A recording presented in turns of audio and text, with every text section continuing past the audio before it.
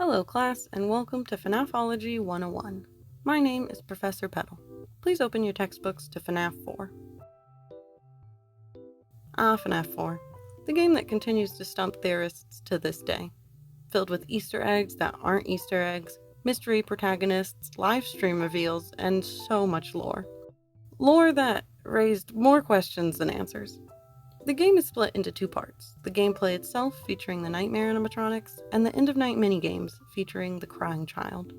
Today we'll be discussing the minigames, and why I think they're not real, but not in the way that you think. These end-of-night minigames show us the story of the crying child, who I'm just going to call Cece from now on. We follow him throughout the week leading up to his birthday and the terrible events of that day. Cece's brother bullies him relentlessly, capitalizing on his fear of the animatronics and lack of responsible parental figures around. Though these minigames added an unexpected new character to the series, they were at least pretty straightforward. Foxy Bro bullies his brother. He goes too far and he dies. Just another tragedy in Fazbear's history. No crazy, secret, hidden, super important lore or anything, right? Right? Okay, so completely out of nowhere, Scott emailed me saying clue, and he said, Dorco, I want to ask you something. Food for thought on this live stream or a future live stream. During the minigames in FNAF 4, why would the tiny toy Chica be missing her beak? In the sister's room, there is a toy Mangle. Correct. And combining that with the fact that there's like a G.I. Joe, real beak-removing action version of Toy Chica here sitting next to this girl, it seems to imply that the animatronics from Five Nights 2 exist in this time. Yes, that is correct. So, yeah. So what does that mean?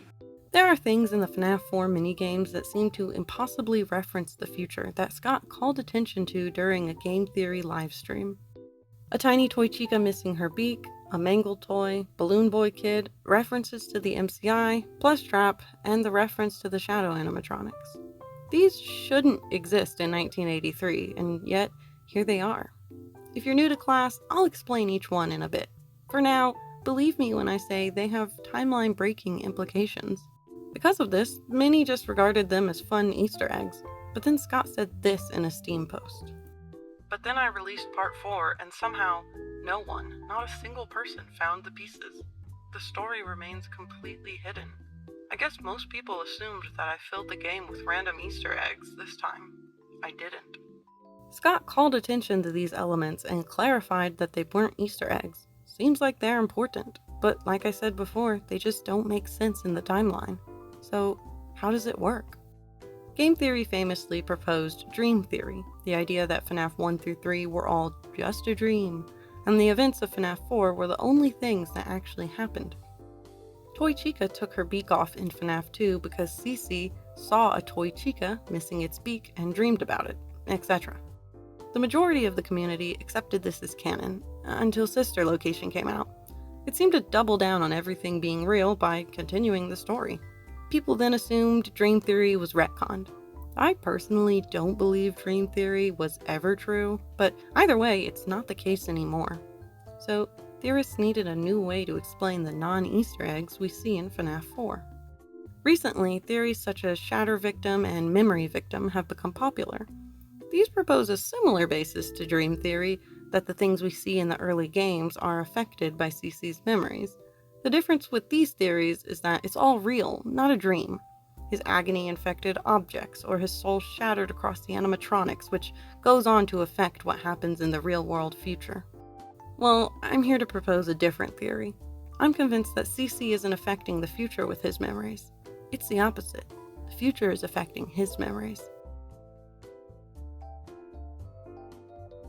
Like I said, Scott calls attention to things in FNAF 4 that should be impossible in 1983.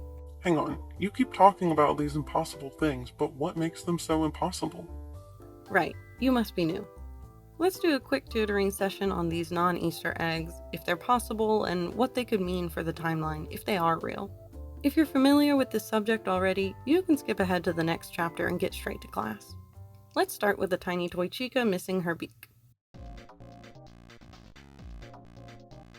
It's just a coincidence. Objection! Scott wouldn't have called attention to it if it wasn't important. It's telling us the toy animatronics were built in 1983. They've spent a small fortune on these new animatronics. Take that! If they were built in 1983, they wouldn't have been called new in 1987. The minigames take place in 1987, then. Hold it! The TV screen and the week before confirm it's 1983. Fine. Toy Girl is part of the DCI and possesses Toy Chica, or Toy Girl is Susie and part of the MCI, and the spare parts from the original Chica used in Toy Chica causes Toy Chica to remove her beak based on Toy Girl's memories. Not so fast. I actually really like that theory. Toy Girl is probably Elizabeth, though, but that's not confirmed.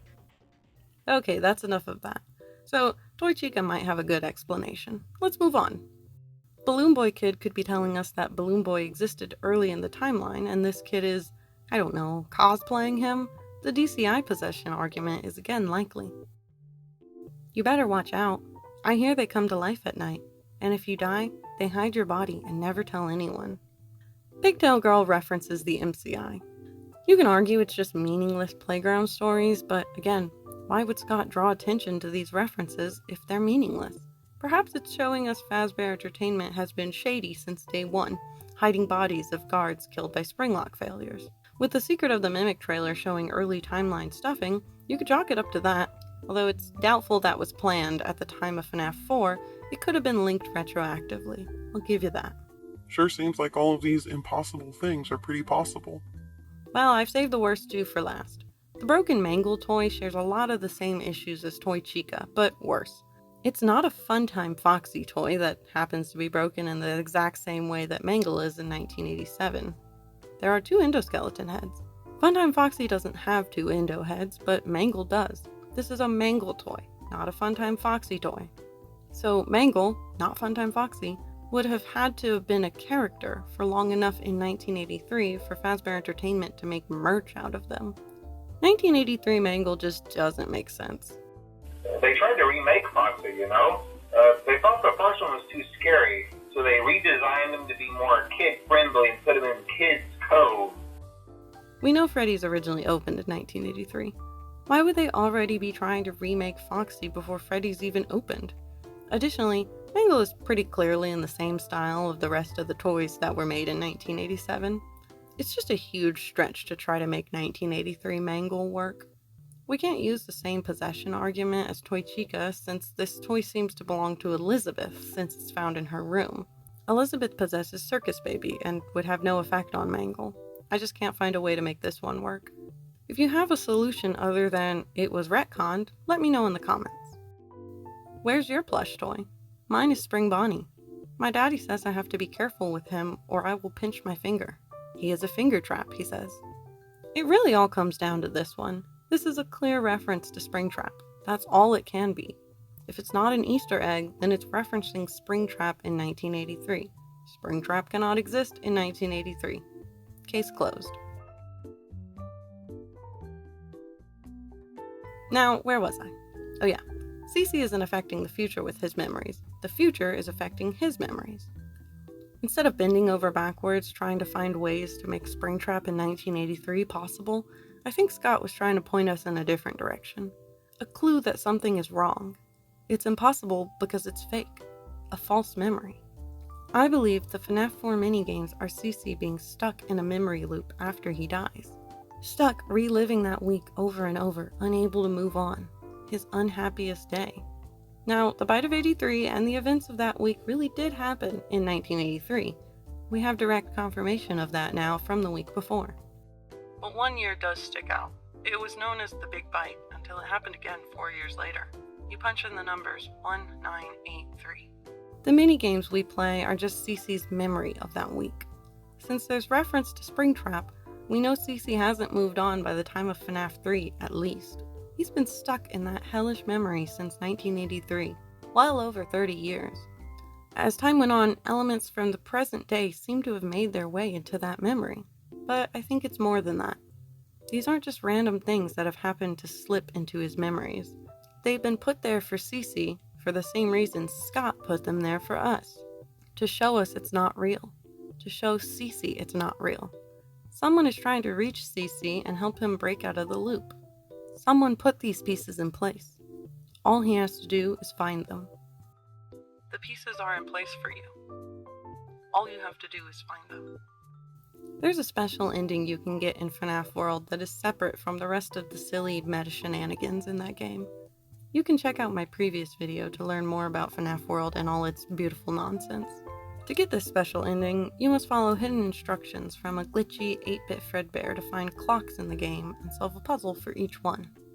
Each puzzle you complete for the clocks directly links to the mini-games that lead to Happiest Day in FNAF 3. First, you push an image of Balloon Boy into a box. To access BB's Air Adventure minigame in FNAF 3, you must find and click on a picture of Balloon Boy. The second FNAF World puzzle has you light up boxes in order from top left, top right, to bottom right. The FNAF 3 Mangles Quest minigame can be accessed by clicking on the top left, top right, bottom right buttons on an arcade machine. The third FNAF World puzzle has you push 4 cupcakes into boxes. To get to Chica's Party World minigame in FNAF 3, you must find and click on 4 cupcakes, and so on. It's clear that Glitchbear and FNAF World's clock ending are connected to the FNAF 3 Happiest Day minigames. So what? Well, the non-Easter eggs we see in FNAF 4 are also directly connected to the FNAF 3 Happiest Day minigames. Balloon Boy Kid links to BB's Air Adventure. The toy Chica missing her beak connects to the Chica's Party minigame. The Mangle toy in Elizabeth's room links to Mangle's Quest. The Shadow of the Shadow animatronics links to RWQ's Glitch minigame. Stage 01 links to Fredbear. The FNAF 4 minigames, and by extension CC, FNAF World's clock ending, and Happiest Day are all linked. Glitchbear in FNAF World is setting up the Happiest Day minigames. He tells us these are breadcrumbs to help CC find his way.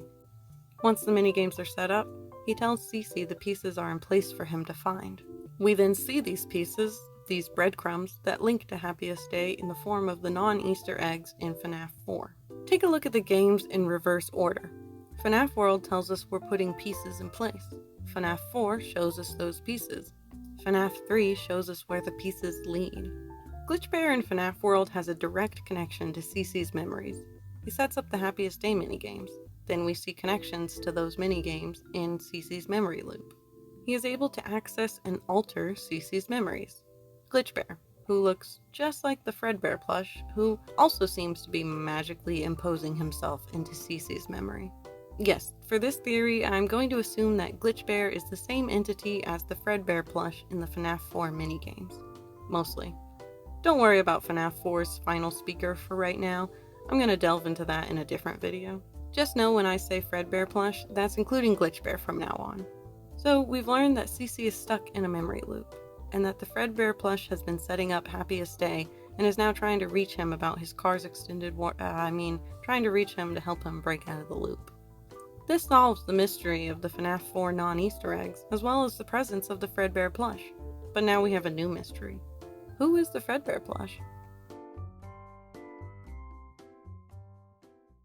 The identity of the Fredbear plush is a debated topic in the community, with the top contenders being William, Charlie, an agony manifestation, or an imaginary friend. Well, I don't think it's any of those, but let's go through them all first with our LoopVictim theory in mind.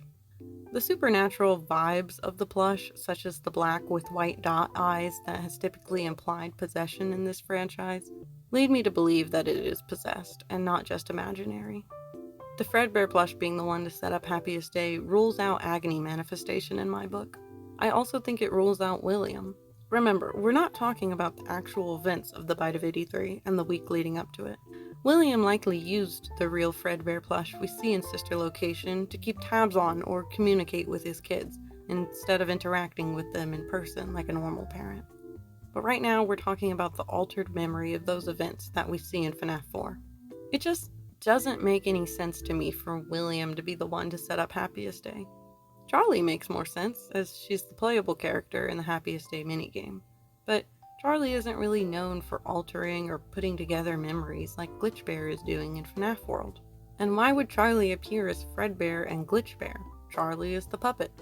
You could say she's just appearing as a character that's familiar to CC, although that doesn't explain FNAF World really. It's just odd. Charlie isn't associated with Fredbear or putting memories back together. But you know who is? Cassidy. Cassidy hasn't been a big contender for the Fredbear plush in the past. This is because if FNAF 4 takes place in 1983, Cassidy would have had to die prior to that. Cassidy is an MCI victim, and the MCI is all but confirmed to be in 1985. So that ruled her out from being our psychic friend Fredbear, even though she was a popular contender for Glitchbear. But using this LoopVictim theory, the Fredbear plush's identity isn't bound to 1983 anymore. Like I said earlier, we see reference to Springtrap in FNAF 4, which means the memory we're seeing is happening around or after FNAF 3. So, theoretically, the Fredbear plush could be like anybody in the Scott-era timeline. It could even be Ralph. It's not Ralph, though. It's Cassidy. The Fredbear plush, Glitchbear, the faded text security logbook entity are all Cassidy taking different forms to try to help CC recover his memories and break out of the agony loop he's trapped in to reach his happiest day. She takes the form of his favorite childhood toy to try to coach him through the days, warning him about Michael and giving him encouragement to survive the week this time, to rewrite his own memory and break free of the loop. She leaves clues in the memory to help CC realize it's false, clues that will lead him to his happiest day. She speaks to him in the logbook, encouraging him to listen to her as the Fredbear plush, and trying to get him to remember his real memories to realize things aren't right and break free. And she succeeds. At some point. Probably. Whether happiest day for CC happens before, with, or after the MCI's happiest day, and where that happens in relation to Ultimate Custom Night, is a theory for another video. So, basically, it's 1983, and Michael and William Afton are neck and neck in the Worst Family Member Olympics. William spends his days spying on his children through stuffed animal cameras, and Michael passes the time harassing his 6-year-old brother. As a birthday present to Cece, Mike gets him lobotomized for free at Freddy's. Was that the bite of 87? This destroys the very functional Afton family.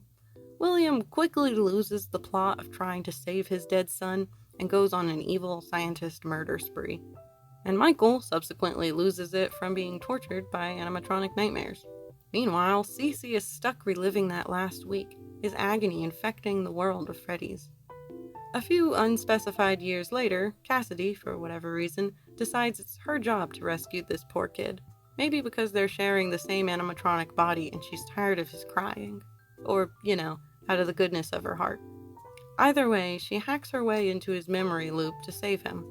She tries to help him rewrite the memory and avoid dying altogether, but that doesn't work.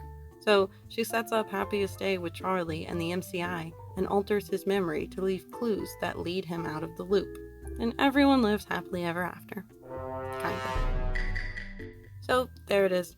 I believe that when we play the FNAF 4 minigames, we're seeing the crying child's memory of the week leading up to his death. He's stuck in a memory loop of his unhappiest day. Week. The non-Easter eggs in FNAF 4 are breadcrumbs leading to Happiest Day, set up by Cassidy, who is both Glitchbear in FNAF World and the Fredbear plush in FNAF 4. Cassidy can be the Fredbear plush since it's an altered memory that's happening long after 1983. She inserts herself into the loop to try to help him realize he's living in a memory. What do you think? Let me know in the comments below. As always, thanks for watching. My name is Professor Petal, and this concludes another session of FNAF-ology 101. Don't forget we have a pop quiz next week. Class dismissed.